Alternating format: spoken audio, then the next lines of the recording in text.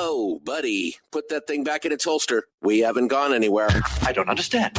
Check out the MichaelDukesShow.com for information on how to get access to the podcast. Welcome to the party, pal.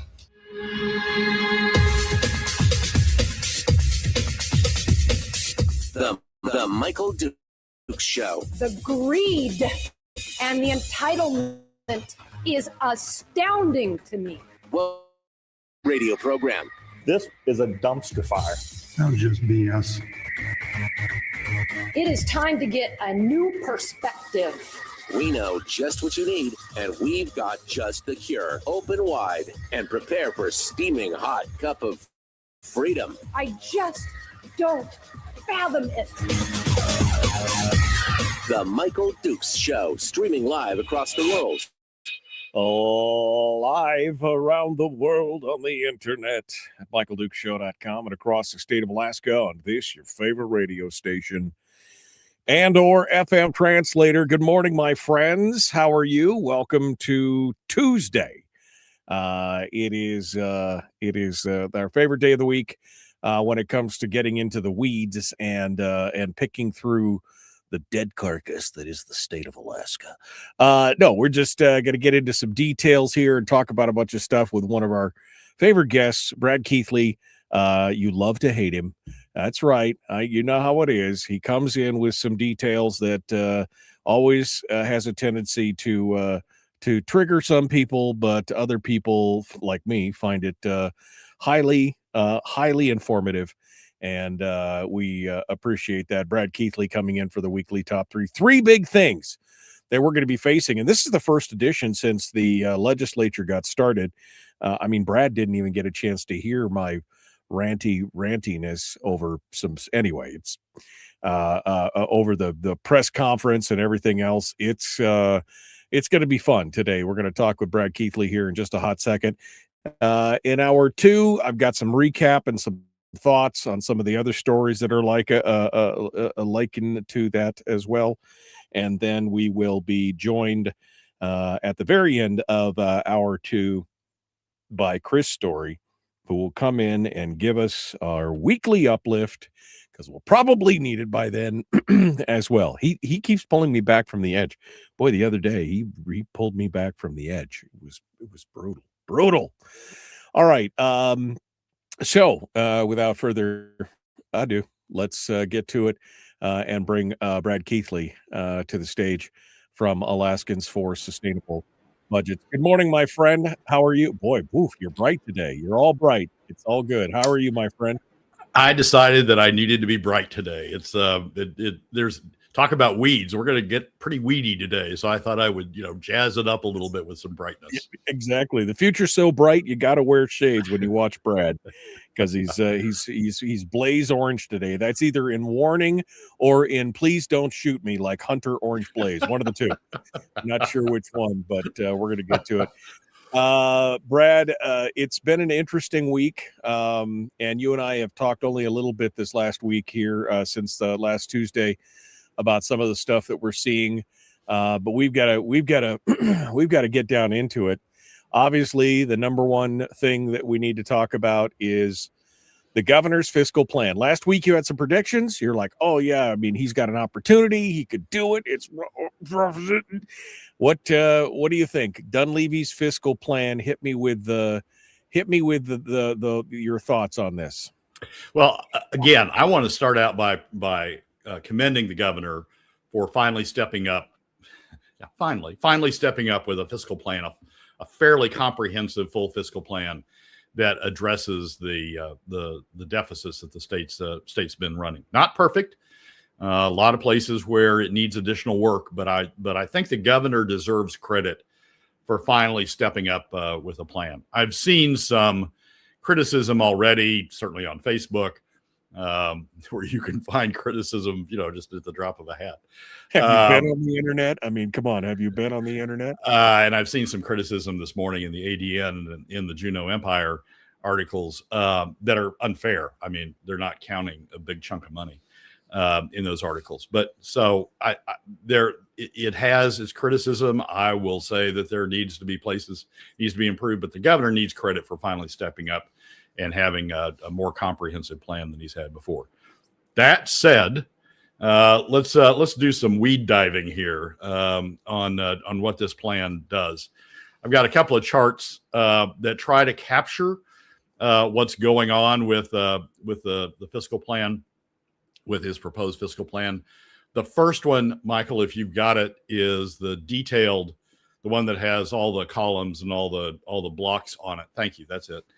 And this is an effort to break down the governor's proposed new revenues and compare those to the target that the governor put in the OMB 10-year plan that was published in December. As you will recall, in the 10-year plan, the governor put a line in that was meant to absorb the deficits that were in that plan, called new revenue measures. And the new revenue measures were substantial, that the plan projected were substantial and went on throughout the entire 10-year period. The line at the top of this chart is the target that the governor set in the 10-year plan. So it's 1.531 billion in fiscal year 27, 1.592 billion in fiscal year 28, 1.848 billion in fiscal year 29, reaches a high of 1.9 billion in fiscal 30, and then goes on from there. And that's what the governor said we needed to. That was the deficit the governor said we needed to fill.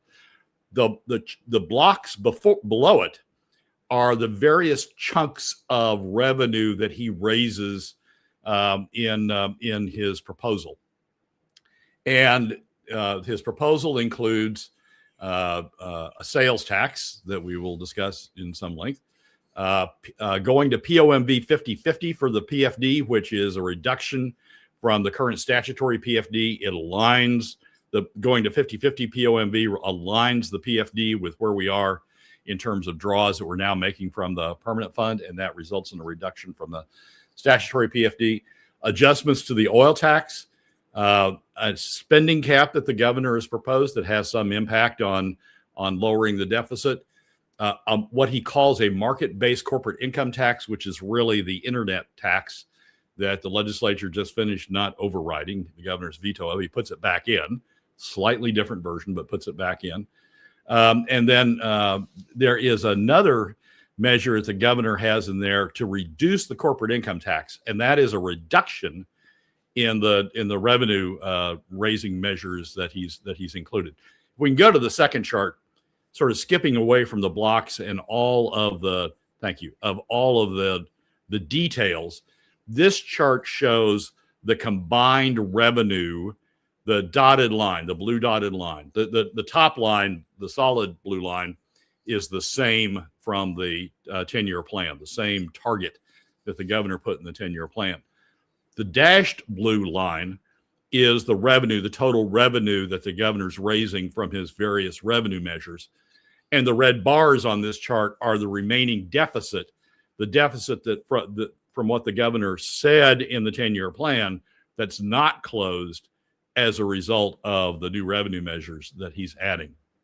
As you can see, we keep substantial deficits. The governor's proposals don't close the deficit in any of the years. In fiscal year 27, it's still fairly substantial, over $1 billion. Fiscal year 28, it starts going down as the new revenue measures kick in. And in fiscal year 2029 and 2030, the new revenue measures get fairly close to zeroing out the deficit. We're down to like a remaining deficit of 260 million and 232 million. Not chicken feed, but still fairly close in the big scheme of things. When you read the ADN article this morning and you read the Juneau Independent, they're missing a piece of the revenues. They're missing the piece of the revenues that results from going from the statutory PFD down to POMV 50/50. And so they say the new revenue measures only raise about $900 million, and they complain about how short that is of the governor's target. When you add in the impact of going from the statutory PFD down to POMV 50, the new revenue measures raise a significant amount, about $500 million a year. That step raises about 500 million a year on average over the period. And so in 2029 and 2030, you see the revenues that the governor's proposing getting fairly close to the target that he laid out. 2031, it starts slipping away a little bit. That's because at that point, the governor's proposal is to start implementing the corporate tax reduction. And from there on out, the corporate tax reductions, elimination essentially by 2032, the corporate tax eliminations just drive that deficit right back up. And so what you've got is the deficits in the later years not resulting so much from the continued spending that we've seen cause deficits in the past. It's from the reduction in revenue that's occurring as a result of the elimination of the corporate income tax. Michael, if you can just flip back to the previous chart for just a second so I can show that. You see the red, those able to see it can see the red below the zero line starting in 2031, continuing on through 2036. That is the elimination, essentially the elimination of the corporate income tax, both for corporations generally, as well as the petroleum corporate income tax. So we're eliminating the corporate income tax on oil companies as well in what the governor's proposing. And you can see those big numbers, minus 260 million in 2031, minus $540 million in 2032, and then continuing out on and growing. You can see those big deficit numbers. So when you flip back to the other chart, Michael, I'm sorry to do this to you, but when you flip back to the other chart, you can see there, almost there. You can see that the deficits are growing in the latter years as you're eliminating the corporate income tax, and the net revenue benefit of what the governor's proposed, the net by the time you get to 2035 and 2036 is very minor, because the corporate income tax has essentially consumed whatever additional revenue there is out there. So the governor deserves credit for finally putting a plan on the table, but that plan doesn't solve even the deficit in any year, doesn't solve even the deficit that he himself outlined in the 10-year fiscal plan that they put out in December. And by the time you get toward the end, it's just growing back to as bad as it ever was. Now, the governor will say that in those latter years, that will be offset. Those deficits will be offset by increased oil and gas and by the start of the AKLNG line. But we've already got in this plan, in the revenue side of this plan, the governor's plan, we've already got the benefit of the growing revenues in oil and gas. As we've talked about before, even while the production's going up, income tax, the severance tax, the production tax on that production is going down. So we've already got all of those revenues in there from increased oil production. AKLNG is interesting. There's another chart I won't get into at this point. We'll talk about it in a later show. But AKLNG shows a lot of revenues, but a lot of those revenues in the AKLNG chart that the governor is sort of relying on to cover these deficits in the later years are coming from the corporate income tax on the AKLNG project, and he's eliminating the corporate income tax. There's a problem anyway, because Glenfarne is organized as an LLC, and so it wouldn't be subject to the corporate income tax in the first place. But the governor, even if you close that loophole, even if you close the LLC loophole, the subchapter S loophole, the governor's eliminating the corporate income tax. So all these revenues that people have said are going to come from the AKLNG project go away when you limit, a big chunk of them go away when you eliminate the corporate income tax. So there's a big hole at the end. I'm going to write about this some in the Friday column, but there's a big hole at the end in the last 5 years of the governor's plan because of the elimination of the corporate income tax. Nonetheless, governor deserves credit for coming out with a plan. He's going to take a lot of criticism for it. There's a lot of work, but sort of the basics are there that you can begin to work with to start trying to bring things together. It's fascinating to watch. It's like you do so good over here, and then you fall on your face over here. You're going over the short term, it's all going to be good, and then the long term, it's going to be bad. We're going to have a sales tax for a little bit, and then it's going to fall off. And it's just like it's almost like it's in some ways self-defeating, and it's a frustrating thing to watch, but. We'll see what comes of that and more. Brad Keithley, Alaskans for Sustainable Budgets. The weekly top 3 continues. We got more coming up here in just a moment. Don't go anywhere. Common sense, liberty-based, free-thinking radio. We return with more right after this.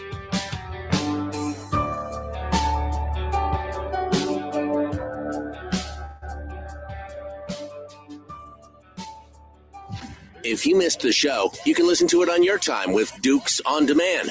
Oh, and it's free. Like America used to be. Streaming live every weekday morning on Facebook Live and MichaelDukesShow.com. Okay. Brad, can you see the little timer next to me? I can. Okay. All right. Good. That's the. Oh, that helps. That helps. That's the commercial timer. Just so when it hits 0, the world ends. I just want you to know that. As I look at these charts, Brad, and I see all this, I just, I kind of shake my head. Like I said, it's 2 steps forward and 1 step back, or 1.75 steps back, right? I mean, we're trying to bring it into order, but at the same time, then we start cutting off the thing and the corporate, and at some point I'm just like, okay, how are we getting to these? I would say half measures, but it's not even half measures. Like I said, is this more of a paper tiger? Is this more just a pencil whipping this thing to show that you're doing something, or what's your take on this? I think the governor's trying to hit a lot of targets at once. Like Ben Carpenter's proposal did. He wants to reduce and then eliminate the corporate income tax because the belief is that would spur more corporate activity in the state. And so that's one target. Another target is we want something less regressive than PFD cuts, but we don't want to go to income taxes. And so you got sales taxes, and so we got sales taxes proposed in there. But we don't want to say we're going to sales taxes forever. So we got a cutoff on that. Another is he wants to show that oil and gas is going to ride to save the day. It's not, but he wants to make that argument. And so you have these things phasing out. So because oil and gas somehow magically is going to ride to save the day in the latter years. And so it's a lot of different, I can just see how this meeting goes. We want to make a point that oil and gas is going to come save us. We want to make a point that we're going to eliminate the corporate income tax. We want to make a point that we're going to replace PFD cuts with something less regressive. We want to make, and you sort of go through all these points and you say, okay, now go do a plan that does all this stuff. And that's what this is. It's a plan that does all that stuff. The problem is by the time you do all that stuff, some of it's running contrary to other things that you're trying to do. By the time all you do this stuff, you're not hitting the targets that he put out in the 10-year plan. So instead of it being a backward, let's start with the deficits that we've shown. Let's start with the new revenue measures that we've shown in the 10-year plan, and let's fill those in. Instead of that, they've sort of started ground up and saying, we want to make a bunch of these different points. And so, bam, here you go. Well, it's this is so interesting to watch. It really is. It's just at this point, I just want to shake my. Hey, by the way, I just want to say, hey, Terry. That, hey, see that? I am actually. She's there. She's wishing she had coffee. Now she's either telling me that she has coffee right now and hasn't brought me a cup, or she's dreaming of coffee, and I'm not sure which one it is. But yeah, the bride is in the chat room. Yeah, Brad. Look, this is I mean, I'm happy that the governor, but I mean, God, in the bottom of the ninth inning, he drops this out there, right? Or that, at the 3-yard line, he drops this out there, and it's like he's not going to have to carry this over himself. You know what I mean? This is so performative, I guess is what I want to say at this point, right? Am I wrong with that, or is it just like? No, that's a word. I mean, he's laid out the pieces, and I think, my goal over the rest of the session is to articulate how these pieces could be put together to achieve the objective of closing the deficits, which is the objective we ought to have, of getting fiscal stability in the state. And he's laid out pieces to work with to do that.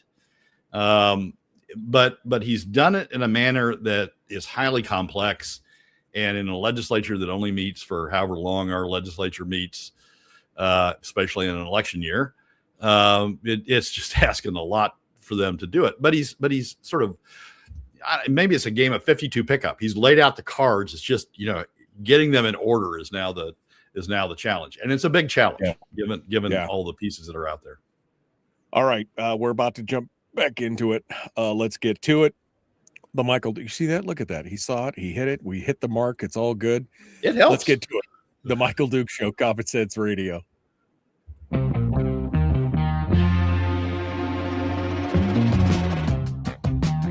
The Michael Duke Show. Seriously humorous with a pinch of intellect.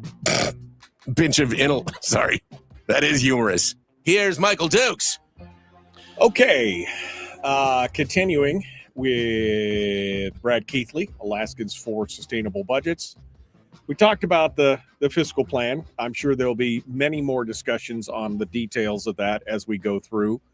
As I said during the commercial break, I have a feeling this is really more performative than anything else. I don't know how this is necessarily going to get through this legislature and everything, but it does lead us to one of the big components that the governor talked about, and that, of course, is the AKLNG. Hey, we're doing this, we're doing that. Oh, the AKLNG's now got a contract with, not a contract, a letter of intent with Hillcorp and ExxonMobil and all that. And but really, Brad, you and I have talked about this a lot, and I don't want to be Debbie Downer, but I want to be realistic.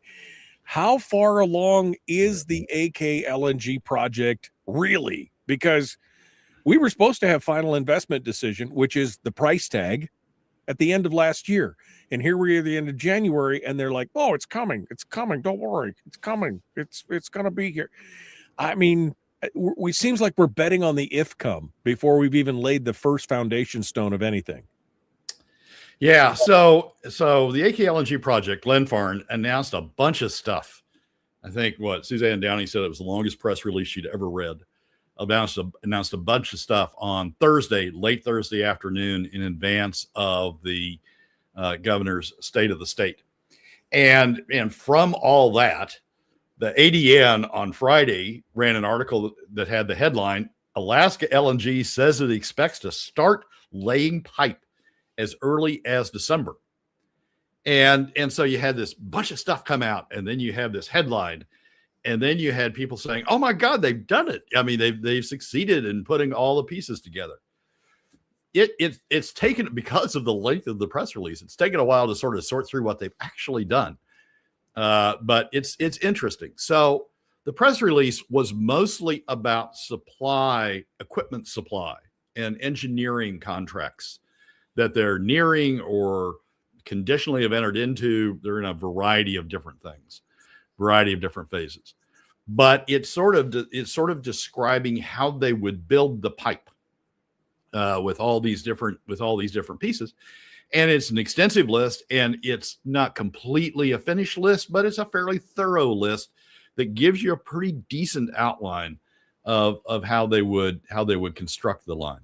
Then they had as you say, letters of intent with Hillcorp and with Exxon, which are important because of Point Thompson, because of the Point Thompson field, which is sort of the startup volumes to the project. And then Conoco sort of coming along and saying, we're ready to go. We're ready to negotiate too. And so from the supply standpoint, all of a sudden you get a sense that maybe there's things that are beginning to fall together, and maybe there's a a pot at the end of the rainbow on the supply side, the gas supply side.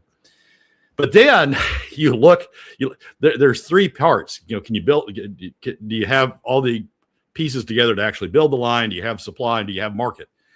And then from the market side, you start looking at it and you go, wait, the only market they've got in there is NSTAR and the Donlin project.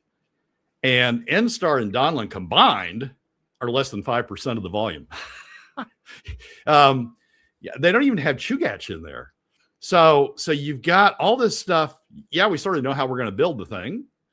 And yeah, we sort of have supply, but we still don't have market. And so the project, once you sort of come away and you parse through all this stuff, you're really, from a market standpoint, you're nowhere closer as a result of all these things that were announced on Thursday than you were going into Thursday. You always knew NSTAR was going to sign on. You always knew that Donlin was going to need gas out of the Cook Inlet. And if Cook Inlet doesn't have gas, they're going to have to take it from some LNG source, either the big line coming down or the imported LNG. So you always knew those were sort of there. There's no additional markets that are announced as part of the Thursday announcements. This line is not going to be built just for in-state market. The in-state market at max, right?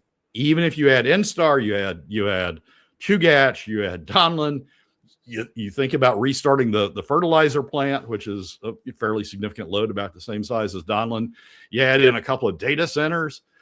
You're still not going to get anywhere near the type of market you need, the number of people you need paying for the costs associated with this project. Right. So the market's not going to go. This project's not going to go until you have international buyers, until you have global buyers. And none of that was announced. There was no progress announced on Thursday. What about this discussion that Trump had with Japan and the one with Korea? The takeoff line to Fairbanks. I mean, does any of these things add to that, or are they just kind of the takeoff line to Fairbanks? I mean, that's with all due respect to Fairbanks and how important that is to Fairbanks. I understand it. It's negligible in terms of additional volume. So that's not going to make the project go. I found it interesting. I can't find an article that makes the connection or describes the connection. But I found it interesting that Trump sort of exploded on Korea over the weekend, on Friday and over the weekend, for not moving fast enough on making investment decisions. Korea hasn't passed a fundamental law through its legislature that authorizes it, follows up on the investment levels that Trump says that Korea negotiated in their tariff negotiations. And Trump over the weekend threatened Korea with reimposing high tariffs because it's not moving fast enough on the investment. I found that interesting, the timing interesting, in connection with where the pipeline is. Maybe there's no connection, but Korea certainly has been bandied about as one of the big customers. Japan, Taiwan, others have been bandied about as sort of the saviors of this project in terms of offtake volumes and in terms of investment. And the fact that Trump is frustrated with the pace at which Korea is moving could be an indicator that he's trying to pull everything together. In any event, the long story short is the announcements on Thursday, long list, and interesting, and sort of addressing two of the three key components of how you do this. But by the time you sort of parse through it, it certainly doesn't live up to the headline that the ADN gave it on Friday of Alaska LNG, of supporting the headline that the ADN gave it on Friday of Alaska LNG says it expects to start laying pipe as early as December. If it starts laying pipe in December without additional concrete commitments from foreign purchasers, it's going to be a big white elephant, because they're going to have a big pipe for a very, very small volume going to in-state purchasers. And the concern about that, I mean, let's say they went ahead and built the pipe and they only have the in-state purchasers. They don't have the global purchasers. The per unit cost of that supply would be huge. I mean, we're talking about multiples of imported LNG to pay off the pipe with that sort of small volume. Right. So, well, and the question is who's going to invest in it, right? I mean, that's the thing. We were supposed to have the new price tag and supposed to understand it. And Rob said that they were supposed to have the feed at the end of December, and they said they're keeping it confidential. I mean, they have it and they're keeping it under their hat because, I mean, you know, why? Because they're scared, because it's not $44 billion, it's $80 billion. I mean, what's the, you know, why hold it back? well, they're negotiating with the foreign purchasers, and you don't want to show all of your whole cards maybe in those negotiations. You want to negotiate a price. Let's say that the cost the cost, you need a price of, just to pick a number out of the air, you need a $7 price, $7 per MMBTU price in order to meet the investment. And let's say you could get $8 or $9 out of the foreign purchasers. None of those are true, but let's just say that for the moment. And so you want to sort of hold that back, so you don't want the purchasers to be able to figure out, oh, they only need $7. There's another piece of that.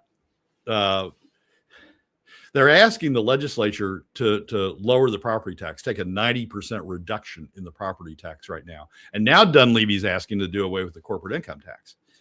And if you have the investment number, if you have the cost number, you can sort of figure out whether those things are necessary, whether you need to make the reduction in the property tax, and you're going to have to eliminate the corporate income tax in order to make the thing economic. You can sort of start putting those pieces together. So part of this is they may not want to release that number, so people can start figuring out, oh, we don't have to do that. We don't have to reduce the property tax. We don't have to eliminate the corporate income tax on this project in order to make it economic, because they've managed somehow magically to bring in the investment price at a fairly low level. So there's a negotiation strategy going on here. That having been said, I don't see how the legislature would ever agree to make the reductions that Dunleavy and the project are asking for without knowing what the investment cost is, without knowing whether, and I certainly don't see the RCA, the Regulatory Commission of Alaska, ever approving a contract between the project and NSTAR without knowing what the investment cost is going to be, because that's going to drive the per unit cost of the delivered supply to NSTAR. So there's going to be things out there that are going to force that number out finally. Legislature saying, we're not going to make these changes unless you tell us. RCA saying, we're not going to approve this contract unless you tell us. There's going to be things that force that out there. But, you know, for negotiation purposes, you might want to hold it back for a while. So you and I have been accused of being a little bit negative Nellies on this gas pipeline. It's not that I don't want the gas pipeline. I want it. But I also understand the reality of knowing that, hey, it's got to make, economic sense, et cetera, et cetera. So in the big question here, how far along are they really? Give me a Brad Keithley special here. What's the actual possibility of this actually happening in your mind as you look at this from your, again, decades of experience in the oil and gas industry, understanding how all this works, working through this? What's your take on this? Give me your plus minus upside downside. What do you think's going to happen? Yeah. So if this were a mile race, let's try it this way. If this were a mile race, right now they've got maybe a tenth of a mile. I mean, they've got big components of how they're going to build the thing. They've got some components of how they're going to supply the thing with gas supply, but they don't have the market. And so right now, I mean, this is not a project right now. This is not a project that you want to take to FID. It's not a project that you're going to start laying pipe anytime soon. You don't have a project right now. Now, that tenth of a mile jumps to, a tenth of a mile left, jumps to, you're on the 10-yard line in the red zone going to score a touchdown. It jumps huge if Korea comes on with a big takeaway contract. Japan comes on with a big takeaway contract, and Taiwan come on with a big takeaway contract. You add a few more in. All of a sudden, you jump. So you're sitting there. You're really on your 10-yard line. You're sitting there sort of waiting on those components, the market components. And if they start coming in terms of real contracts, not maybe I'll do it, but in terms of real contracts, then you're going to make huge chunks of yardage real quick because you've got those other components taken care of. But you're not past your 10-yard line yet without those chunks. So again, over and under, you think this is 50? I mean, do you think it's 50%? I mean, I'm not trying to nail you down. I'm just looking at it going that there's a lot of the legwork has been done. But again, until they deliver that final cost estimate, so people will know whether or not, the market will invest in it.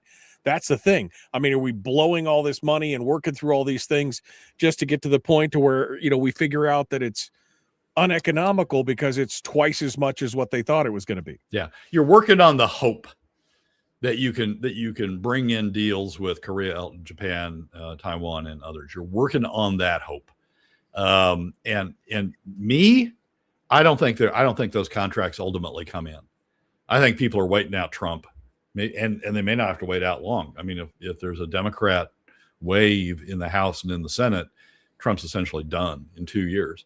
They may not have to wait it out long, but I think they're trying to wait out Trump. I think they think those contracts are less attractive than other contracts that are available out there in the world from ADNOC or from various other suppliers, various other projects that are out there. And I think they are saying, if they were good contracts, they would have jumped on them. But they're slow walking them, and that makes me think that those countries don't think that they're economic. So I don't think they come in. I think the project ultimately fails because of that. But well, we can hope. We can hope. Like I said, I'm hopeful but not optimistic. How about that? That's my take on this whole thing. All right, Brad Keithley, Alaskans for Sustainable Budgets. The weekly top 3 continues. The Michael Duke Show. Common sense, liberty-based, free-thinking radio. We're back with more right after this.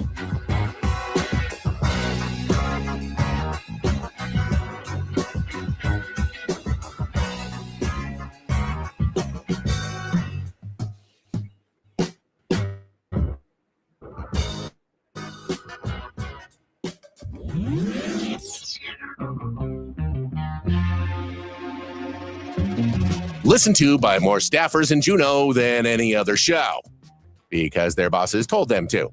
And after what they just heard, oh man, they're going to be pissed. You're a bad, bad man. The Michael Duke Show.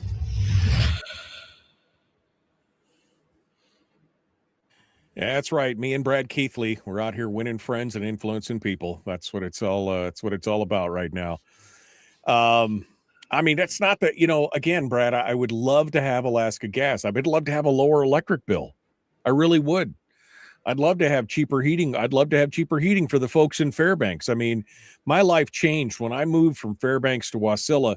My life changed because my heating and my electricity costs dropped to 20% of what I was paying in Fairbanks, right? Because I had access to cheap LNG at that point. I want those things. But again, we can't keep blowing wind up people's skirts and telling them this is going to be the end all be all. That's the problem. Yeah, but Michael, here's sort of where we're at. There's a chance that, especially with Trump, there's a chance we could land Korea. There's a chance we could land Japan. There's a chance we could land Taiwan. There's a chance. And so you don't want to sit there and go, well, this isn't going to work. And so not do the work on how you would engineer the thing and not do the work on how you would supply the thing. Because, there's just a chance and it may never come to fruition. There's a chance, it's not going to be the best contract in the world if Trump forces Korea into the contract, because Korea is going to look for ways to get out of it. I mean, I was in a deal once. I negotiated and was administering a deal once where my side really did a great job. I mean, we got everything that we wanted plus some, and thought we'd really, made our future. And then about, a year after we completed the contract, the other side figured out that they had better alternatives elsewhere.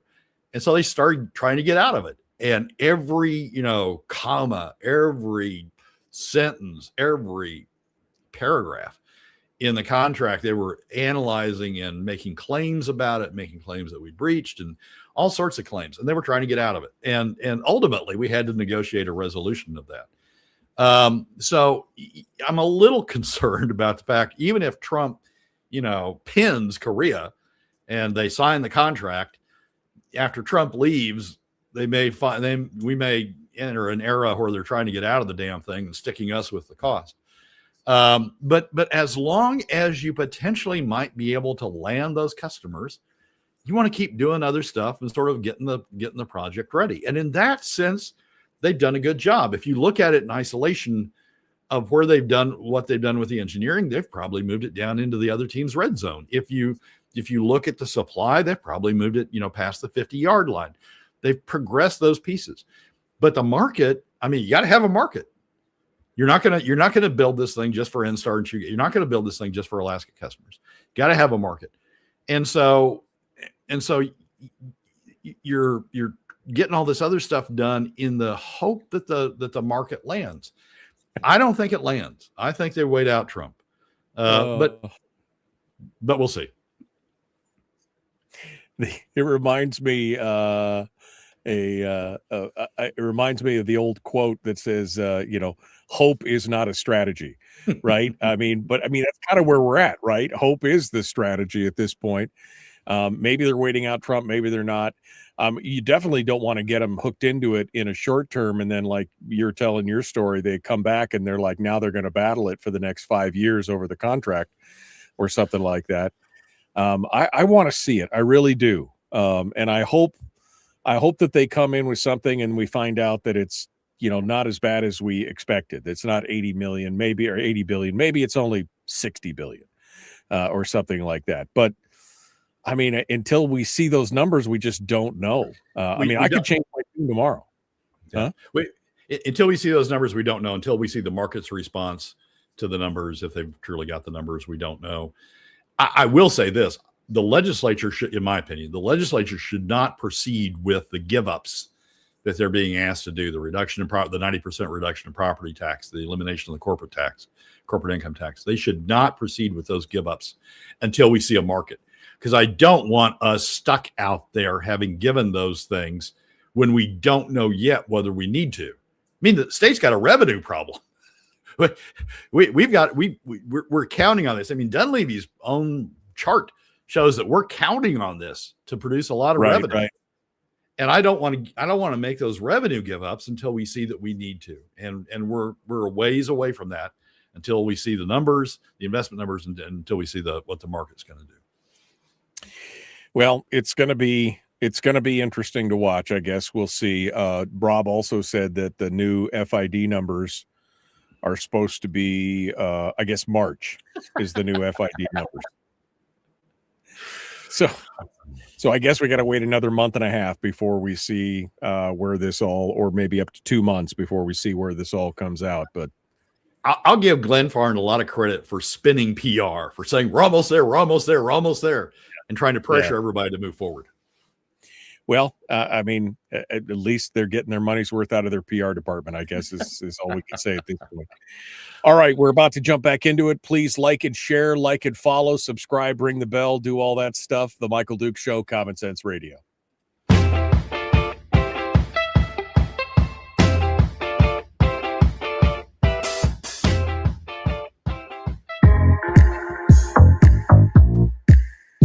The Michael Duke Show. Not your daddy. Wait, sorry. Not your daddy? Ooh, not your daddy's talk radio.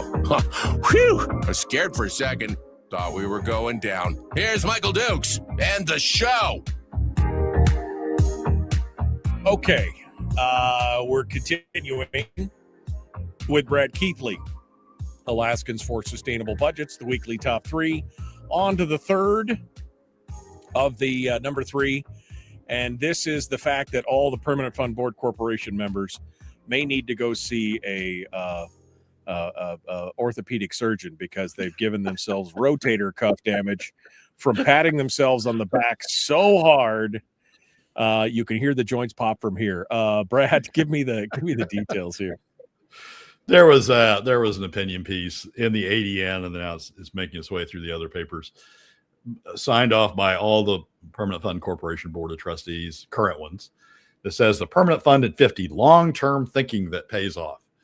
And essentially, as you suggest, incurring rotator cuff damage by patting themselves on the back for all that they've achieved over the course of the permanent fund and all they're continuing to achieve through their wise and understanding and all-knowing direction of the permanent fund. It's, I mean, yeah, okay, you want to write that, I guess, if you're a Permanent Fund Corporation Board of Trustee member, you want to claim credit that you haven't lost money. But what's going on is a Permanent Fund Corporation continues not to achieve the type of returns that it could be achieving out there. I wrote a column a couple of weeks ago in which I went back. The title of it, well, it's on the landmine. The title of it is the PFC's Maginot Line investment strategy. For those who know their history about the Maginot Line. And I went back and I did something I hadn't done before by switching to another of the S&P ETFs, electronic traded fund. The Vanguard fund, the one I usually use, wasn't started until 2011. So I can only go back to 2011 when I do it. But there are older ones out there. They're a little bit more costly, but there are older ones out there where you can trace the history of, you can compare what the S&P returns were compared to what the permanent fund said its returns were going back in history. And out of the last 15 years, from 2010, from after the 2008 fiscal financial crisis, the last 15 years, from 2010 to 2025, the S&P 500 has outperformed the permanent fund every year except one of the COVID years. The permanent fund did slightly better than the S&P 500. But if you would have invested in the S&P 500, even going back to 2000, if you would have even beyond 2000, if you would have invested in the S&P, even with what happened during the financial meltdown in 2008, even with what happened during COVID, we would be miles ahead. We would have a much bigger permanent fund by having invested in the Buffett approach, the 90-10 approach, than following the Permanent Fund Corporation's approach. And the Permanent Fund Corporation just doesn't acknowledge that. There's nothing in their claims about their history or where they're going or what they're doing that acknowledges that maybe they could be doing better. It acknowledges that they need to stay alert to changes in the market. It acknowledges that they need to, look sort of beyond their billion-dollar fees that they're paying out right now to all of their advisors, and maybe look at an ETF, maybe look at a low-cost passive strategy as opposed to all of this active churning that they've been going through. There's nothing in that column that goes through that. I will say they also take the opportunity in that column to talk about all the importance of merging the two accounts together, and that's been a continuous position that the Permanent Fund Corporation has taken. As you and I've talked about, what all that does really is open a back door into the corpus. No acknowledgement of that. I found it interesting. You had Josh Church on yesterday, and Josh was talking about this some. And Josh said that, there's a way around that even Brad has signed off on, which is to say that the return ought to be the lesser of the 5% target or actual earnings as a way of protecting against backdooring the corpus. And he suggested, we'll just move toward that. He said he was writing a provision. But in this morning's Fairbanks News Miner, there's an op-ed by Bart Laban, who he mentioned yesterday as one of his advisors. How can we best manage the permanent fund? That doesn't mention that at all. Continues to press for the 5% take, which, as you have correctly described, is there to protect the spend, not protect the corpus of the permanent fund, protect the revenues they're taking, protect the money, the level of the money they're taking from the permanent fund, not protect the permanent fund corpus for the benefit of future generations. And Bart's still going down track. So it was odd to see the Permanent Fund Corporation praising itself in light of the various obvious facts that are out there that it could have been doing much better, and it hasn't. It's been paying $1 billion to people to essentially have subpar performances, and the one proposal that it's hanging its hat on, which is to merge the two funds, we promise that'll work. We promise that'll make us better. Opens the back door into the corpus, and even when people say, "Oh, we're open to compromise on it," as you can tell from Bart's column this morning, they're not. Yeah, there's not a lot of movement. I mean, I applaud the so-called tangent option where they're basically saying it. They'll prevent that overdraw, but again, even if they only take what the fund earns, that doesn't deal with inflation proofing and some other thing. It still eats into the value of the fund as well. And again, nobody else seems to be picking this up except a few people out there who are like, we'll compromise it a little bit. I'll say, I mean, LeBon's piece just really pisses me off. I don't know. Can I say that? Anyway, you did. It's all good. It really upsets me. I mean, it makes me think that the whole tangent option of we'll compromise, we'll agree to, capping it at 5% or actual earnings if lower. That's just a sort of a misdirect to get us to stop talking about the effect of what the proposal is, which is to open a backdoor into the corpus. I mean, the fact that LeBon doesn't even talk about that compromise certainly makes me think that this is all just a diversion tactic to get people to stop talking about the corpus.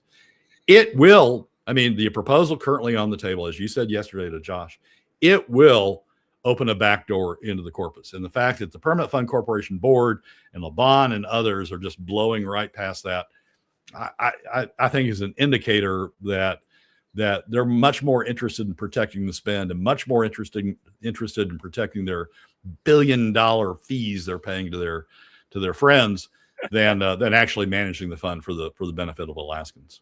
I mean, I found it interesting, and that chart on your Maginot Line article, does it include the loss of the fees? Because again, if you think about it, even if you average it out at $500 million a year, that means over 10 years we lost $5 billion in management fees, right? I mean, they only started counting and they only started disclosing the management fees in 2017, I think, and they only started reducing the return by the amount of the management fees in 2021.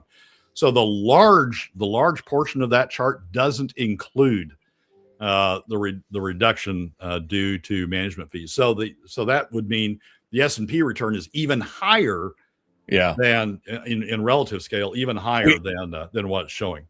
We need a governor that understands this component of it and makes those appropriate changes. But I mean, good luck on that.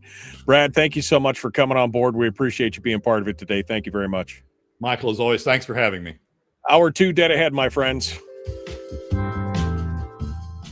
I mean, that's the thing. I mean, we've been losing $500 million to $1 billion a year every year for who knows how long, because they haven't been reporting it. But I mean, I imagine this is at least a good 10 years, right, Brad, that this management function has probably been in there of this situation. Well, so the ETF's been available since 1995, I think, is when the S&P is when State Street started their ETF. And so you can tell when you're actively managing while an ETF would produce better returns, then you're really hurting yourself. And so they've been actively managing that entire time. I don't know if it's been $1 billion. I don't know if it's been $500 million. Since they haven't disclosed, we don't know what the number is, but it's been something. I mean, they've been actively managing it, and so they've had to pay fees. And so, yeah, it's been costing Alaskans both in terms of inferior returns and in terms of the fees they paid out to others. And for the Permanent Fund Corporation board to write this, rotator cuff injury op-ed in the face of those facts just, shows how insensitive they are, uncaring, unconcerned they are about the direction they've taken. Somebody told me the other day, "Oh, Brad is being so hard on he's being so unfair. They've actually generated a pretty good return over the years. So that's not as bad as you." And I'm like, "But you say that, but where are the numbers? Look at the numbers. You see that hockey chart where, I mean, the difference is a spread of $40 billion, on the Buffett one. And just where's your numbers if they're doing such a great job?" So some people say, "Oh, they haven't lost money. They've earned a positive return. So they're doing great." I mean, they've earned a positive return. And so, you may not be the best return, but they're earning a positive return. Well, it's opportunity cost, right? I mean, when you have the opportunity to earn 10, and you're only earning 2, you're losing. That's an opportunity cost of 8. And they're incurring the opportunity cost. Yes, they still may be positive, but that doesn't mean they're doing good, because they're not doing as good as they could be doing. And that should be the measure. How good can you do in terms of your return? How good can you do in terms of your management? How low cost can you achieve in terms of your management? And nobody, they don't talk about that, because they sure as heck don't want to talk about it. Rob says, "We put the prudent investor rule in the statute in 2005. They may have had those fees since then." So 20 years. I mean, 20 years of fees at $500 million a year. That's at least a $10 billion loss in the opportunities, let alone in what the actual returns would have been. This is a question Donna actually said, that's a good question for governor candidates. How are they planning to manage the permanent fund? The answer is going to be, I don't know. I don't know. I'm worried about affordable housing. Am I in charge of that? Yeah, I'm worried about jobs and affordable housing, because that's the government's job. I mean, Jesus, I'm sorry. I don't mean to blaspheme, but at some point I read some of these responses and I'm like, what the frick is wrong with you people? That you're saying that what's the biggest problem is facing us in 5 years? Well, housing costs are going to be, and energy costs. And you know what that all stems from? A crappy private economy that you guys don't give two craps about. That's what it all stems from. Yeah. It also stems from just looking at your polling and saying, what are people saying? Not truly understanding the government and what understands our revenue, what drives our revenue picture and what could make our revenue picture better. It's just what the polls say. And the polls say, spend more on me, spend more on this, spend more on that. And so I'm going to talk about those because that's what the polls say, as opposed to, hey, I really understand this government and this is where, we need to be going. So it's also an indication of that, to me, at least. Yeah. I mean, they're all going after that same chunk of the electorate, right? I mean, the 15, 18, whatever % of the electorate that's going to be, and they're all hiding their blight under a bushel. They're, under a bushel until, we can't really say what we think until we get to the primary. Jesus, people, just say it like it is and talk. I mean, if you're looking for the super voters, the people who listen to a show like this and who are actually paying attention, then you would say, the number one problem is our budget, because it touches everything else. If I was the last guy in line when all those people spoke, I'd say, all these things are great and they're all important, but the number one problem is the budget, because it touches on everything that everybody's just talked about. And we need a fiscal plan. Yeah. End of story. Elect me, right? I mean, or don't elect me, but at least listen to me. God. I mean, and again, this permanent fund thing is driving me to the edge of oblivion, because the fact that we have all these people, again, patting themselves on the back, telling you how great a job they're doing with a 4.58, 5.3, 6.7% return, when the S&P is doing, twice that, is frustrating. We got about a minute here, Brad. Part of the problem, Michael, is the PFC doesn't have any competition. So there's no other investment arm coming in and saying, hey, I could get you a better return than the PFC, because the PFC has a statutory monopoly on the management of the permanent fund. So they don't have any competition. They don't have to worry about alternatives, because they've got a job, for as long as they can last, doing the same thing they've always done. We need to have people out there talking about alternatives. And we need a governor that has the strength of will to take this on. And I so far haven't really seen anybody who's really brought this up at all. Bernadette brought it up one time on the program after I talked to her about it, but that's about it. Nobody else is even really talking about it, which is kill me now. All right, Brad, thank you so much for coming on board, my friend. We'll Michael, talk to as you. always, thanks for having me. Talk to you next week, my friend. Thanks for coming on board. All right, that does it for me. Hour 2 is dead ahead. The Michael Duke Show.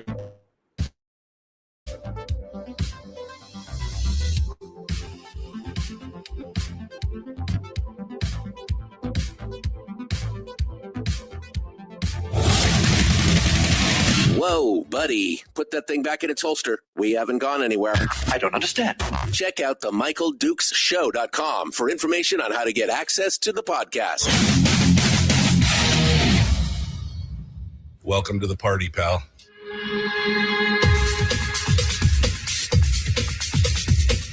The Michael Dukes Show. The greed and the entitlement is astounding to me. What more could you want from a low-budget radio program? This is a dumpster fire. That was just BS.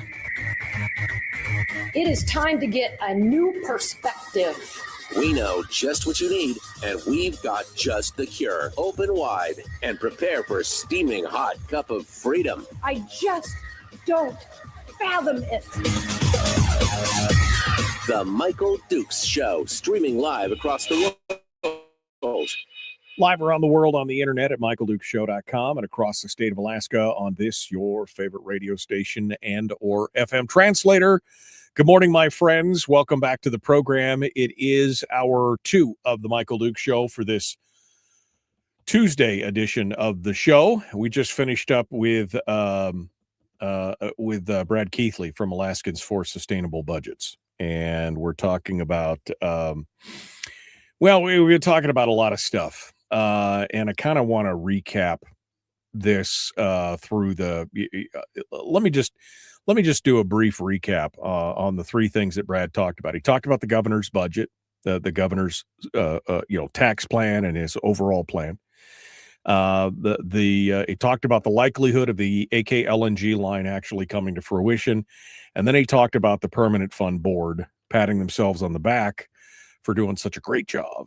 And then proselytizing for combining of the 2 funds into, combining the 2 funds into a single fund so that they can have access to the corpus, which is, I don't care who you are. That's really the end game for this. I know that they're saying, well, it's for investment purposes. I know that's what Josh Church was saying yesterday, that they invest them all as one unit anyway, and it really hinders their ability to invest more in long term because they're afraid that somebody's going to draw more out of the earnings reserve, yada yada yada. So those are the 3 things, and I kind of want to break it down with some of my thoughts on this to begin with.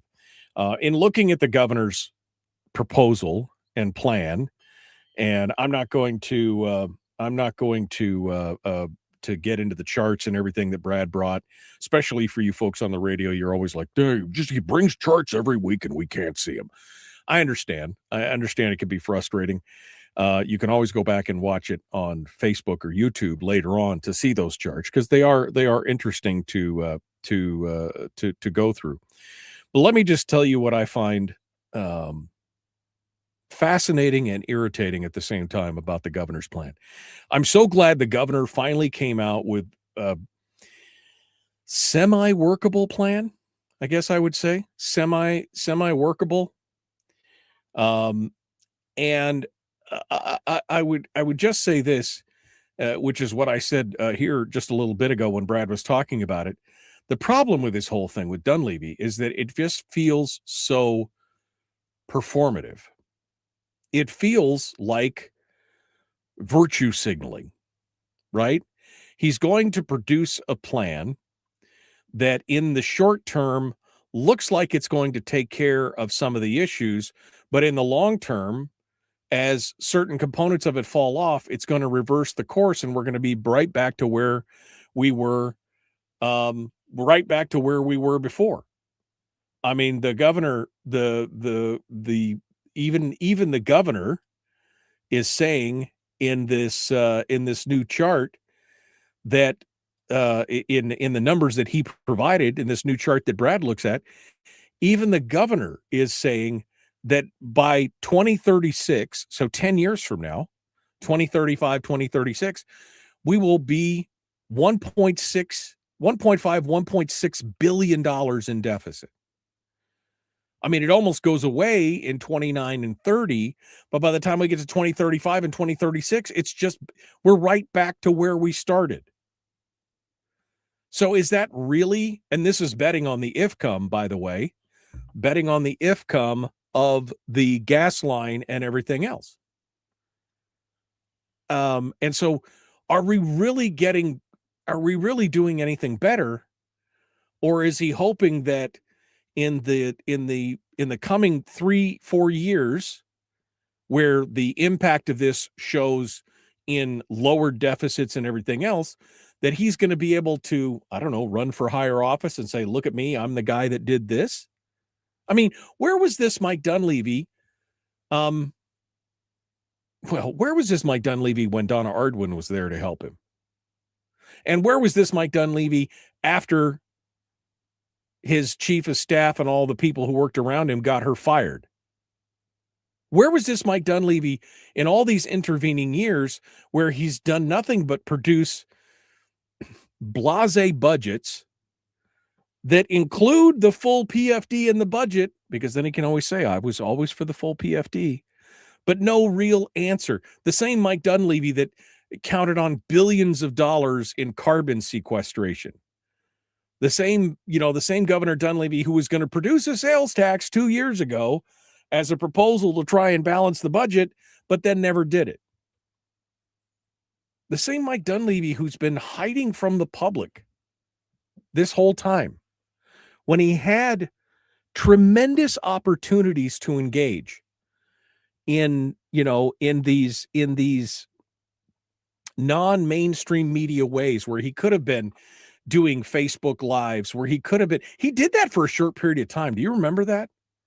Do you remember that he would come out and he would do a Facebook Live and have his own little press conference where he would talk directly to the people without the interpretation of the news media? And then he just stopped. Where was that guy? And now here we are in the 11th hour on the 3-yard line, at the bottom of the 9th, whatever analogy you want to use. Here we are at the very end, and he produces this plan, finally producing a fiscal plan.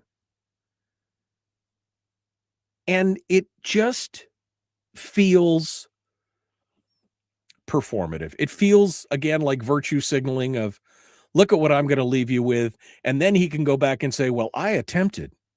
I tried. If they take it up and they do something with it, and it does what Brad is talking about, where it reduces the budget over the next 3 or 4 years, then he can go back and say, look, that was me. And if they don't, he could say, well, I tried, but that legislature, they were just so hard to work with, and I just couldn't do it. And I mean, I'm not trying to beat up on Mike Dunleavy. I mean, not really. I don't mean it in a mean way.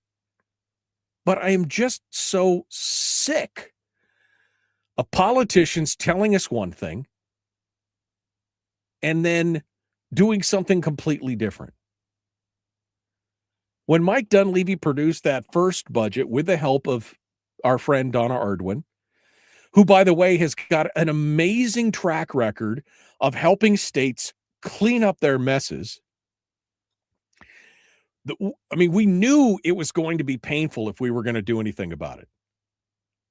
But at the first sign of resistance, now granted, it was a lot of resistance, right? Oh my God, it's apocalyptic. Dogs and cats living together, mass hysteria. Children will die in the streets if we adopt this budget, right? I mean, this was the thing. We're going to recall him.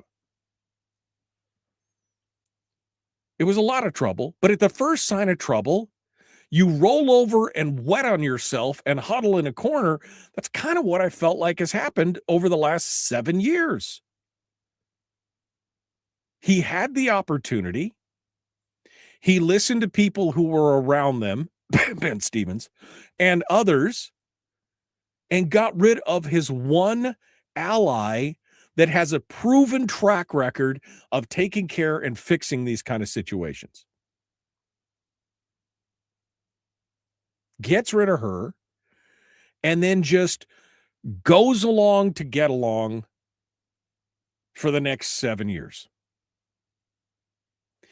And this final pitch here, again, just feels like, because again, if you're only fixing it in the short term, but then you're creating long-term problems down the road to where it reverses itself in the period of 10 years, well, it looks really good in the first 4 or 5 years, and then and we're right back to where we were. Then are you really fixing anything? Or are you just shining the apple? Great. You produced a sales tax that is, you produced a sales tax that's seasonal, and it has a sunset clause. Oh, I'm so glad it has a sunset clause. That I'm truly, and I'm not being facetious, I'm truly thankful that at least he put that in there. But,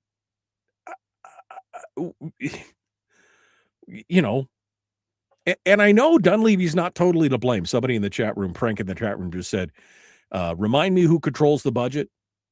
No, I understand that, but the problem is that Dunleavy can set the tone.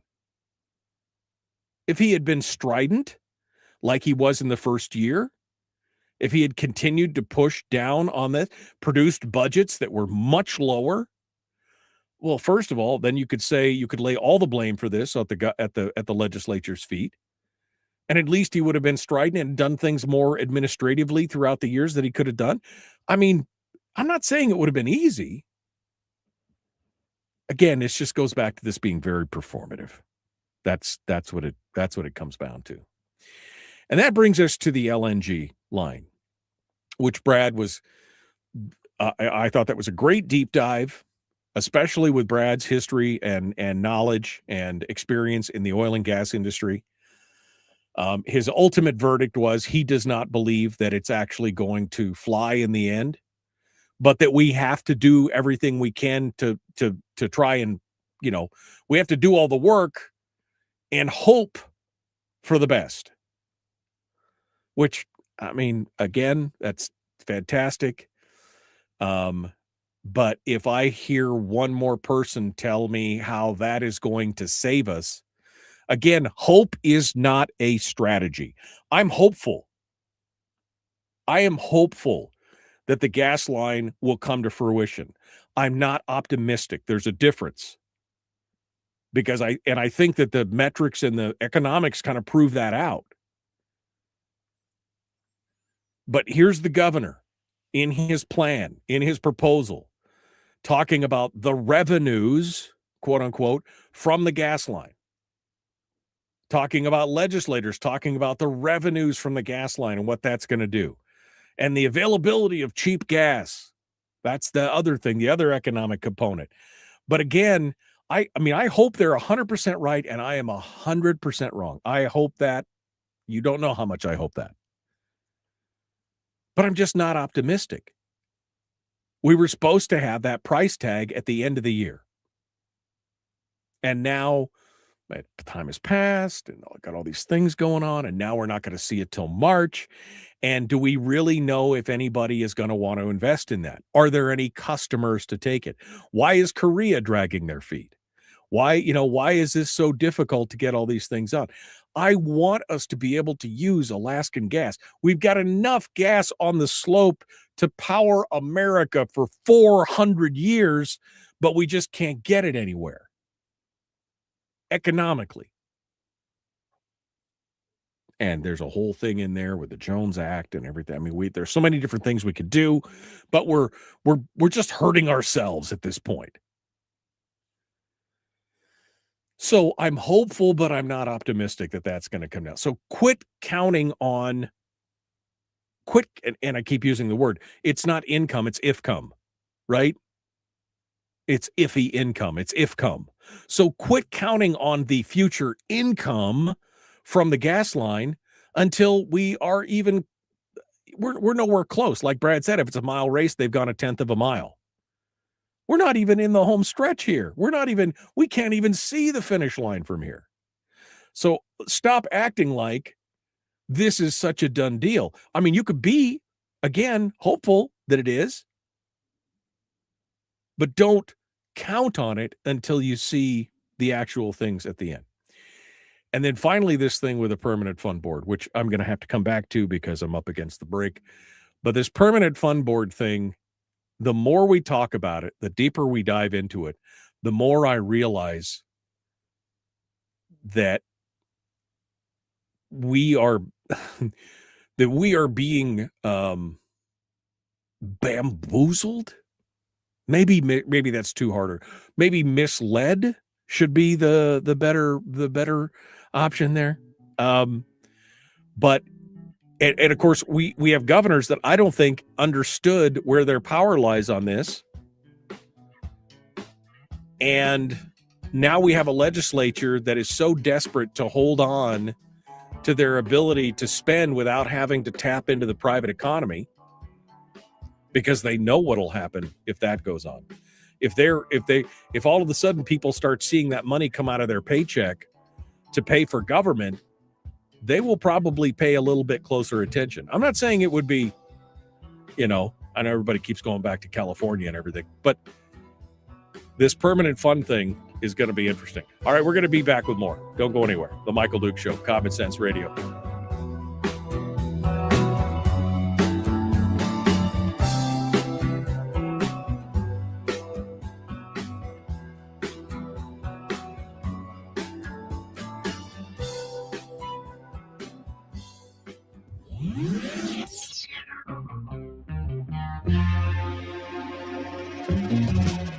Running on 100% pure beard power. Oh, also some coffee.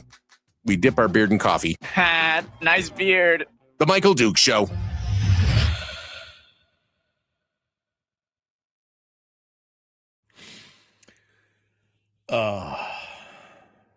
Frank says, or Rick says, my analogies, I'm glad that I made the perfect analogy because I'm not a sports guy, but I could at least figure it out. Robert says, where is Rick Rydell? You come on my program and you ask where Rick Rydell is? Wow, that's just in bad taste. Just saying, yeah. Wow. That's wow.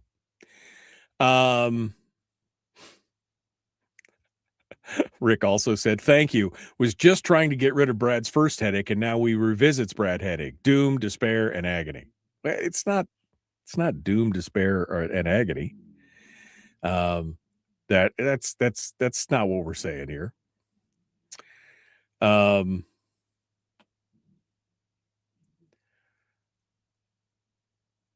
Should we combine? Should we have a combined permanent fund like giant sovereign wealth funds, or should we try to convince the other giant funds into the U.S. to split into two parts like Alaska set it up in 1976? Well, again, Randy, each thing is unique and different. And with Alaska, what the founders and framers were trying to do was trying to prevent any access to the original seed corn of the fund. The other sovereign wealth funds, they're not necessarily worried about that. That wasn't their main concern. When they set up the permanent fund in Alaska, that was a concern. And that's still the concern today. That's still the concern today. Okay.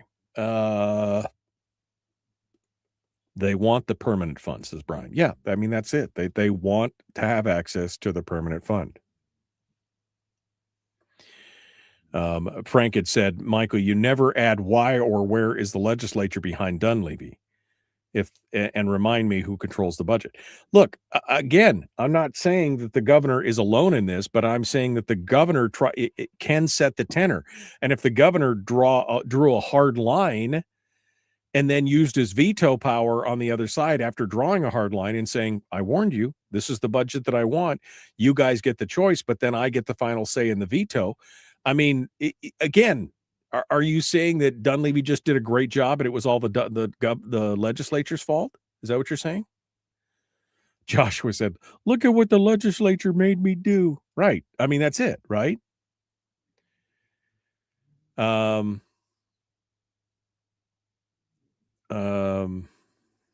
see.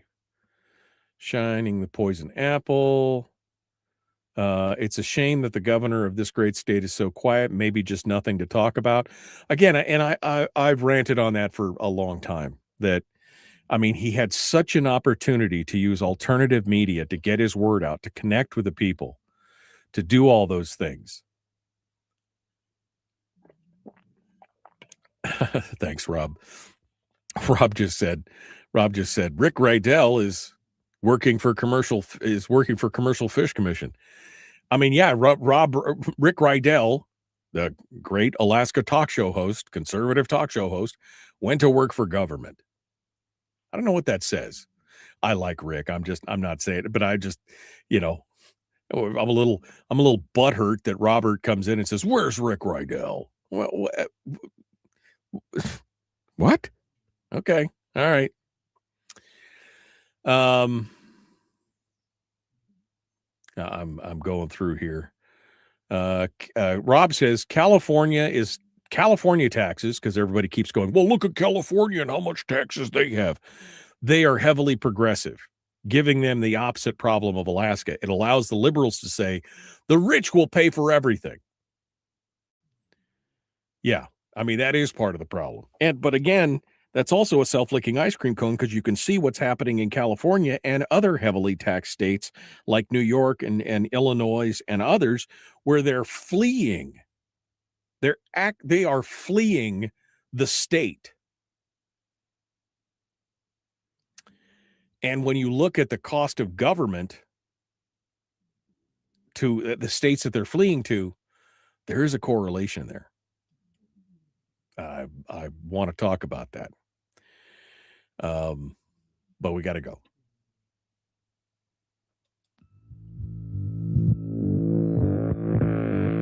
Public enema number one. Oh, wait, sorry. Public enemy number one, which makes more sense. On the other hand, he's a little bit of a pain in the Michael Duke Show. Okay. We are back. So I want to talk about the the permanent fund here for just a moment. There was a comment that I was going to make about something else, but I've immediately forgot about it. So let's go back to what I was going to say about the permanent fund.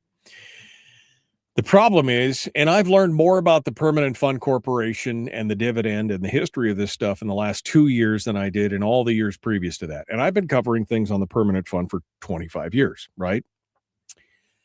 And I'm starting to realize that this is that this is problematic, and that the governors have a unique power to set the tenor and the tone of this. We have got, again, the Permanent Fund Board, as Brad was saying, patting themselves on the back for doing such a great job and having foresight to be able to put all these things together. But what we really need now is we need to combine the funds so that we can and again, I'm still looking at what problem are you trying to solve here, right? What problem are you trying to solve by this combining of the fund? Why did this come about? Well, we're doing it to protect the fund. We're doing it to protect the fund from what? Because the fund is there. you just patted yourself on the back for the fact that the fund made money. The way it is right now, you guys are making money. Now you could be making more money with a passively with instead of an actively managed fund with a passive fund like an ETF or a Vanguard or whatever.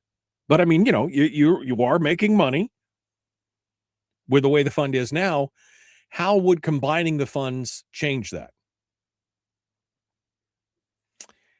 And again, the only main thing that I can see here, the only main difference is that it gives them access to the corpus of the fund. And why is that important now?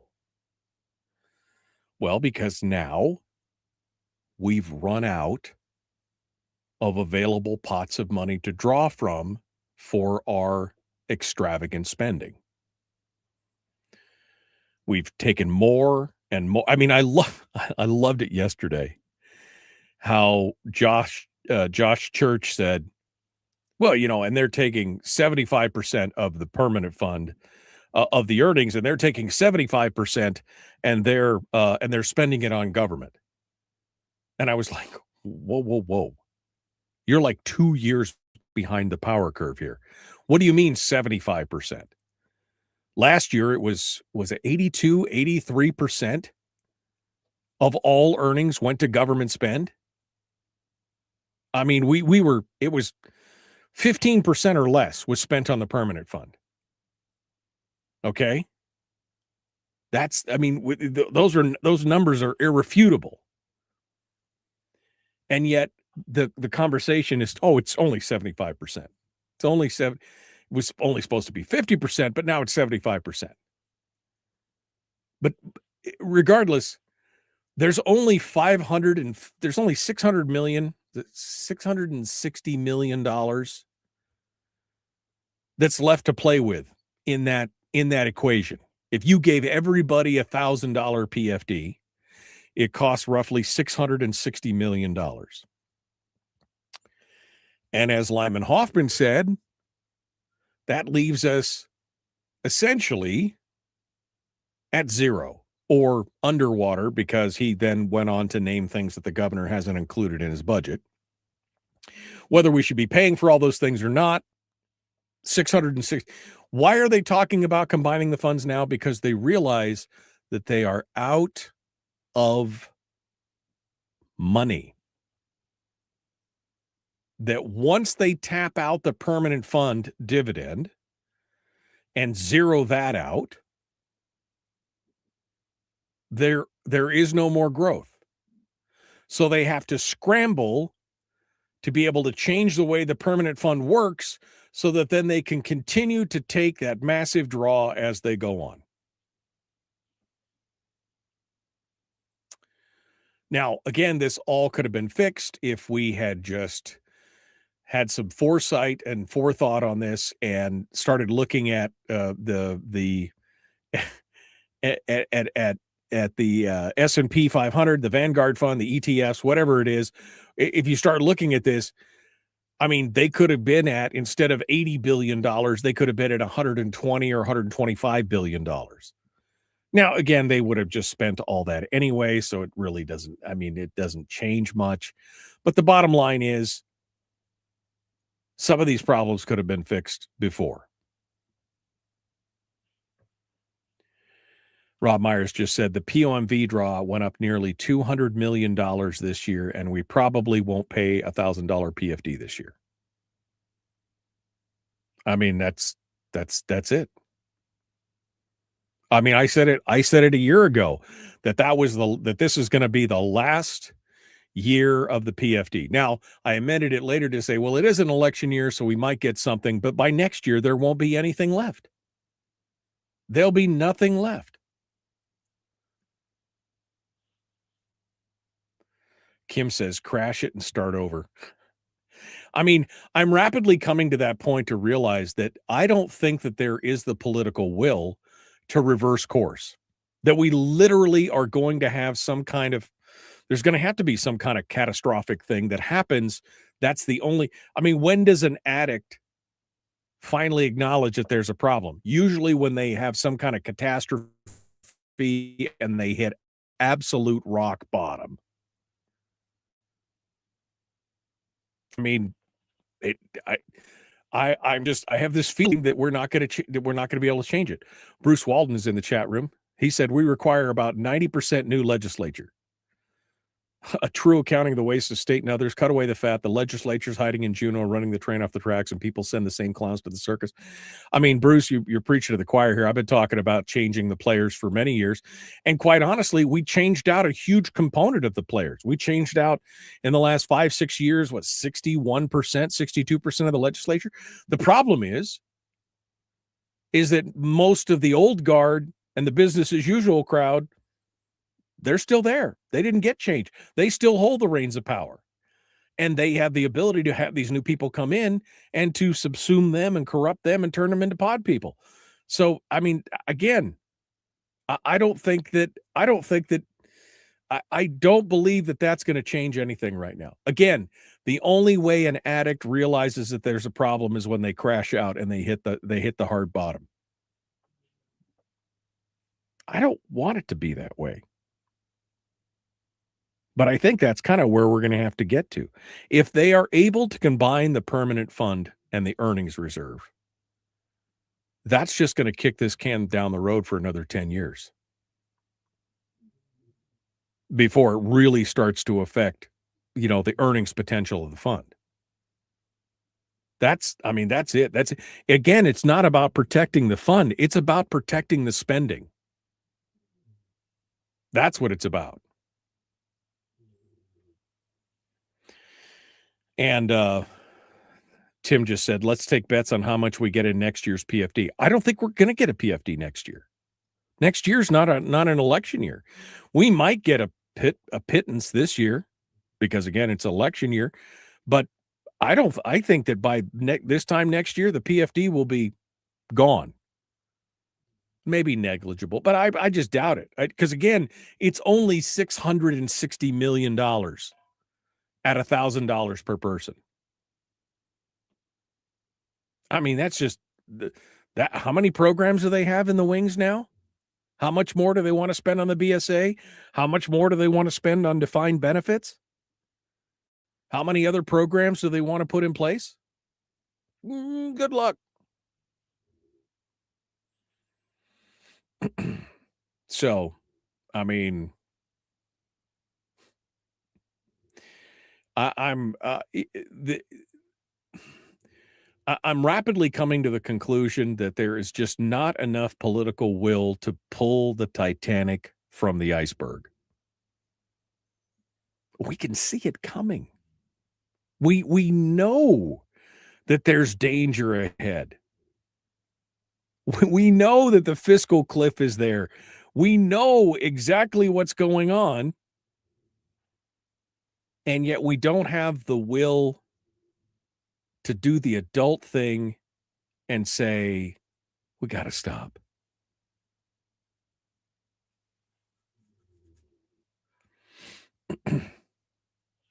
Then we're just going to say, we just got to stop. But nobody is going to be that adult. I mean, look at these Republicans who are running for governor, who are standing in these forums, and they're asked what is the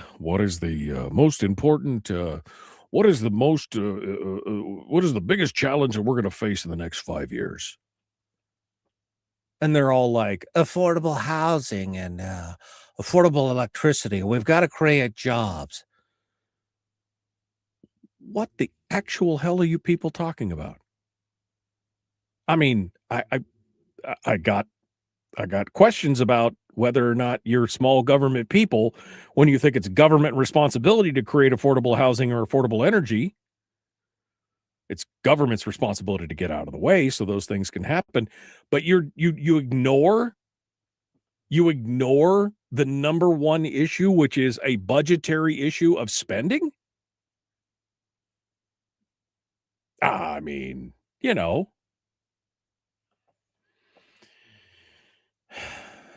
and you're like, well, we got people leaving the state and everything. It's because you guys are screwing the pooch on the economy. You don't care about the private economy. You don't gain anything from the private economy.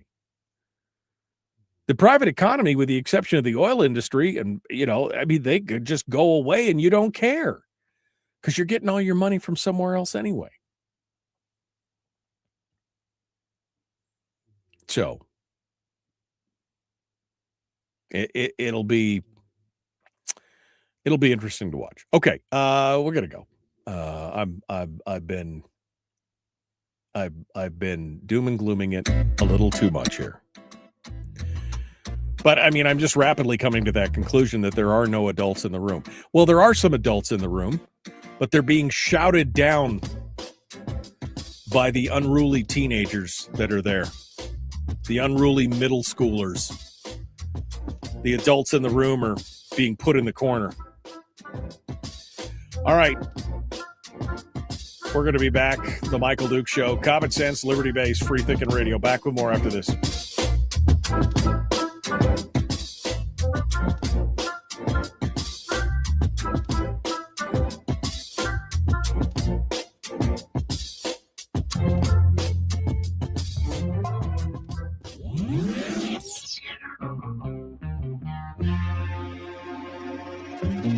Listened to by more staffers in Juneau than any other show because their bosses told them to.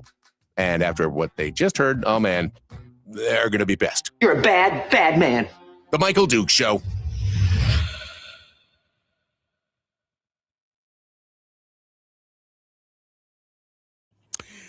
Okay. Chris Story is going to be joining us here in a second. He's in the green room. We're going to jump over to him in a sec. Harold's been gone. It's been nice and quiet. But Harold's back. Although I have to chuckle at the first thing that I just read on the screen here. He said our quant's first and everybody's like, quant, what's a quant? Is quantitative analyst? I don't know. Some lady that works for him. He calls her a quant. That doesn't sound like a slur, but I mean, you know. He said our quant's first calculation last year is oil take. She asked, who wrote the oil laws? The oil industry? And surprisingly enough, yes. Yes. If you look at the oil laws in the state of Alaska and the original agreements and the leases and everything else, ironically, those first there were people who were working for the major oil companies that quit working for them, went to work for the state for about 2 years, wrote the laws, and then shortly after that, left the state to go back again to work for their old oil companies again. That is the actual truth to that. Anyway, it's great. All right. Willie says, let's talk sales taxes. I object to sales taxes, period. The Bush will be paying at least double on the same item as the rail belt. Yeah, that's true. Oh, the cool kids use quant. Okay. I didn't realize that it was a cool kids thing. Okay. Obviously not cool. I'm obviously not cool for sure. Okay. Let's bring this around to more positivity, shall we? I guess we'll do that. Chris Story, the man from Homer, joins us this morning to talk about something positive. I'm not sure what, but we'll find out right now. Good morning, my friend. How are you doing? Good morning, Michael. Fantastic. On top of the world. On top of the world. You're just all good. It doesn't get any better than that. That's right. That's right. You're looking for a foot of snow. Is it? Yeah, I haven't even looked outside yet this morning. It was snowing a little bit last night, and it was snowing heavy in Homer yesterday. I was in Homer yesterday afternoon downtown there, and big quarter-sized flakes were dropping out of the sky. How much snow did you get down there? No, nothing appreciable. Not enough to plow, doggone it. That's what I'm looking for. Give me a foot. You want a foot? Man, yeah. You can have all plowing. You can have all my of hobby. I love it. We'll come up to my house and plow out my house, will you? Jeez. Last time I got 4 feet. Only I could. Yeah. Oh, I know. See, that's how it is. Yeah. All right. What are we talking about today, Chris? What's going on? The 1 mile journey. The 1 mile journey. Okay. All right. I'm excited about it. How's things going on your, we got about 2.5 minutes here. How are things going on your Fair Tax Act? I haven't heard anything other than I know that Sarah Vance submitted it, filed the bill. Any feedback from legal or what? Anything you're hearing? No, somebody sent me a screenshot yesterday from Facebook, which I'm not on for obvious reasons. And anyway, and it looks like it's actually got a House bill number. Was it 245 or something? I forget. But yeah, no, I need to connect with her and find out what's going on. 254, HB 254. So, and I haven't actually read HB 254. I just I think one of the big things that it would cap the assessments, which really wasn't my goal. My goal would be to eliminate taxation on unrealized gains. Is this going to be sort of a compromise that is the only way to get something done? Maybe, but something's better than nothing. So I'm going to take, anything we can do to protect homeowners. But the other aspect was senior citizens, and I'm not a quant, Michael. You call me something similar sometimes, but that's not what you say.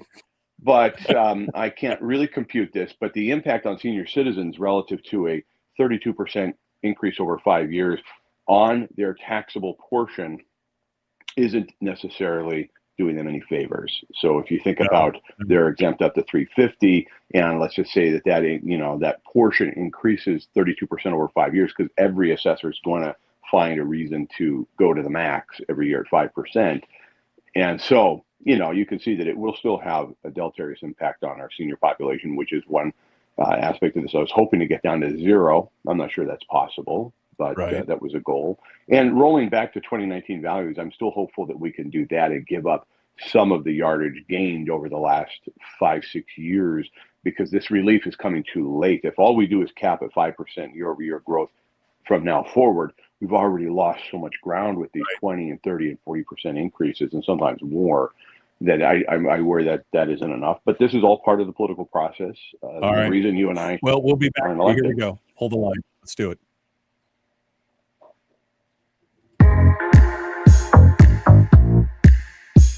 The Michael Duke Show, proudly splitting the left versus right dichotomy.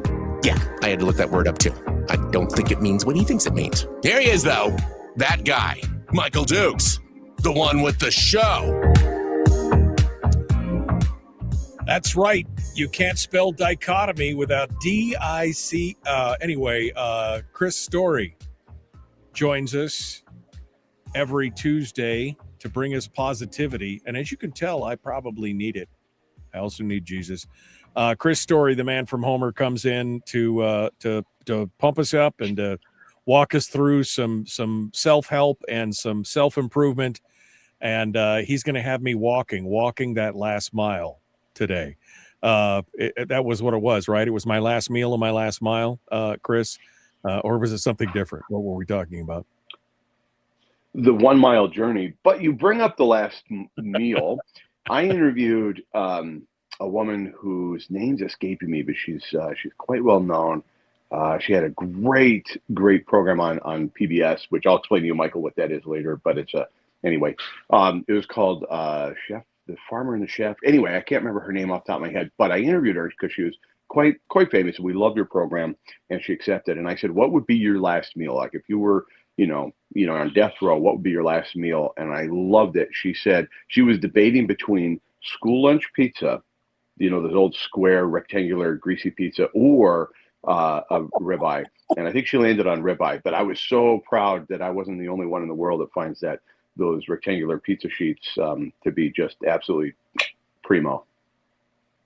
Just here she is, a chef with her own TV program and everything else. And that was even on the top 2, the fact that it was the square pizzas. That's we're doomed, Chris. We're doomed. That's that we're doomed. Dripping. That's all I'm saying. With grease.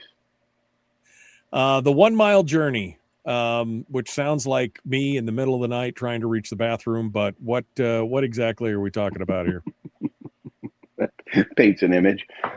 So the It does. backyard millionaire, the philosophy behind the backyard millionaire, the subtitle to the book, but also a sort of a underlying note of the entire philosophy is to how to create wealth where you are with what you've got. And you could reject the word wealth and say, I don't want to create wealth, story, or I've already created wealth. I don't need to know or want to talk about that. Fine. Replace the word wealth with health, education, make a difference where you are with what you've got, solve problems. There's plenty of them locally. Within 1 mile of where you sit are 1,000 problems, or maybe 10,000 problems. There's charitable organizations that we can all be a part of or start a new one within 1 mile of where we sit. There are homeless people. I think you're supposed to say unhoused now. Drug abuse, crime, all these things are within 1 mile. So the idea behind the backyard millionaire was similar to Cromwell's Acres of Diamonds. Like, there is wealth right in your own backyard, meaning within 1 mile of where you're sitting right now, I don't care where you are, there's tens of millions of dollars of real estate surrounding you. And if you just had a portion, just a small portion, just 4 homes, 4 of those properties, you'd have $1 million net worth and cash flow and income for life. Well, same with the difference you want to make on a 1 mile journey. If you're on your own hero's journey, as Campbell taught us, you can think of yourself as the hero in this journey within 1 mile. It's good to be aware of what's going on in the world. It's good to be aware of what's going on economically, socioeconomically, with the state where you are and what's happening in your capital city and city hall. But you can also bring it down to an even more finite area in that square mile where you are. With the difference you can make where you are, you can make the biggest difference right here, right now, today. And you could start today. You needn't wait for an invitation to be selected or elected. Okay. So you can take the journey to within that 1 mile of yourself right now to make those things happen. And again, that you're basically combining the idea of Acres of Diamonds. The opportunities are right there, but you have to take that first step, I guess, right? Yeah, and it's overwhelming. I think if you just, look, we're all concerned with what's happening in Minnesota. We're all concerned with what's happening in Venezuela, with what's happening in Ukraine, with what might be happening in Iran, with what's definitely happening in Washington, D.C., and it ain't all for our betterment. And what's going on with the currency? Are we going to remain the reserve currency? Will the dollar remain? What's going to happen with the petrodollar? What's going on between China and Russia? These are all things that would prevent you from sleeping at night if you took it all into context at one time, because you could do nothing about it other than, okay, be informed, use your vote wisely and with your own conscience, and then move forward. But right here, there are problems. There are things on fire. Like, it's a little bit like if you were a smoke jumper and you're just sitting there while your own home is burning. Like, no, I'm waiting for the call. When Cal Fire calls, I'm going to get down there and I'm going to put out that forest fire. But what about the kitchen? Your kitchen's on fire. You could do something within 20 feet of where you're sitting. And that's what I think about this 1 mile journey. We're all on a hero's journey. You needn't go into warp speed to enter another galaxy. You could boldly go where no Jedi has gone before in your own hometown, within 1 mile of where you sit. And make a difference. And that's the thing. I compared this, today's problems, all the things you just listed off. I compared this to, like, hey, we're all fighting over a house that's on fire to see who can rule over the ashes. Right. So I just want to focus on what's going on in my own community, my own hometown, my own area, because that's where I can make a difference. And that's where, again, you're saying that core of the millionaire code, the millionaire that's where it all is. It's right there in your own hometown. And that's the beauty of Russell Cromwell's. He was a speech that he delivered all over the country. Eventually got turned into a short little book called Acres of Diamonds. And he tells a story about a guy who's a farmer, and he sleeps well at night because he's content, and he's content because he's got a beautiful family and farm, and he's loving his life. And then a little priest comes along and talks to him about diamonds, and how in these far off places, diamonds will put even just one diamond the size of a of a quarter would put your family on thrones for generations to come, etc. He can't sleep that night. He decides he's now poor. He can't believe how poor he is. He sells his farm, leaves his family with a neighbor, and goes off in search of these diamonds all across the world, only to throw himself over a cliff in despair because he's ruined his life and he dies penniless and broke. The priest comes back to the farm to visit him, realizes, oh, where is he? Well, he's gone, and we bought the farm. And they'd had a little shiny stone they'd found in a creek in their own backyard of their own farm sitting on the mantle. And he goes, oh, but he brought a diamond. No, we got that over here. Turns out it's like the largest diamond mine in the world at that time, was literally where the farmer was sitting. This is purported to be a true story. Even if it isn't, it doesn't matter. It proves and makes a really valuable point that the 1 mile journey is probably the most important one you can take. And it's the least energy required. And all it takes is some observation, willingness to say, I can do something here where I am with what I've got. And there's 1,000 people waiting for you to lend a hand. We're already doing it. You are probably already doing it in 1,000 ways. It's just, I think, the bigger realization as I get older and approach, middle age, which I think 60 is middle age, right? It just starts to dawn on me that what does really matter the most? Right. And what matters the most are the people that are the closest to you by proximity and those that are closest to you in your life. And you can make a bigger difference in their lives than any other way. So how do we get started on that 1 mile journey then? I mean, again, this is where I always end up breaking it back down to how do we get started in whatever newfangled approach that you're bringing to us every week. So how do we get started in taking that 1 mile journey? What's the process? I would suspect for anybody there's probably 50% of us are saying, yeah, I get it. And I'm on that journey and I'm great. Awesome. And lend a hand to somebody else, maybe point the direction to somebody that might be struggling a little bit on their journey, if you can see it. And those of us that are struggling on our journey or don't even think we have one, I would say, take somebody to lunch, take somebody to coffee that you think is doing something interesting. How did they get started? What did they do? And there might even be something that we're harboring deep inside that we're just unwilling to start because we're fearing rejection. Maybe there's not room for us. Who am I? Get over that imposter syndrome and get started. 82% of Americans say they want to write a book. Start, write one. Just write a letter to a friend. Get back into the game where you are with what you've got. There is somebody struggling near you today that you can lend a hand to, and that's a great place to start. Yeah, and again, stop looking to the horizon and far off lands and the greener grass on the other side of the fence, and look right to the lawn at your feet, and realize you can do something right there. What? How do you say it? Where you're at with what you got? What's the where you are with what you've got? Where you are with what you've got, right? But I mean, there's more. A lot of people would have taken this opportunity. A lot of people would have taken this opportunity to say, oh, pick up my book, Born to Live, Finding Purpose on the Road to Hope. It's available at my website. No, I'm not going to say that, Michael. I'm not, because I do not want to appear to be shilling, but it is a great book about this topic. It is a great book. It's at ilovehomeralaska.com. If you want to go there, you could actually go over to Audible too and get a pretty decent version of that book read by somebody. All right, Chris Story. Thank you, my friend. As always, it's great to talk with you. We will see you next week. Thank you. All right, folks, that's it for us today. We are out of time. Tomorrow, Mike Shower, Lieutenant Governor candidate, comes on, and more. We'll see you then.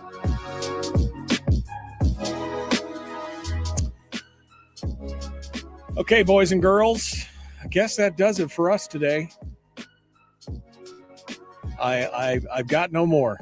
I've given it all. I've given it all I've got, Captain. I feel like I'm just out of gas for the show for today. That tomorrow we won't be back and ready. Love you guys. We'll see you tomorrow. Be kind. Love one another. And live well. Oh, by the way, don't forget to go check us out at the Common Sense Corps if you want to help support the show. For as little as a cup of Folgers a day, you could support the show. Anyway, thank you for the new Common Sense Corps members as well. All right, buds, we'll see you tomorrow.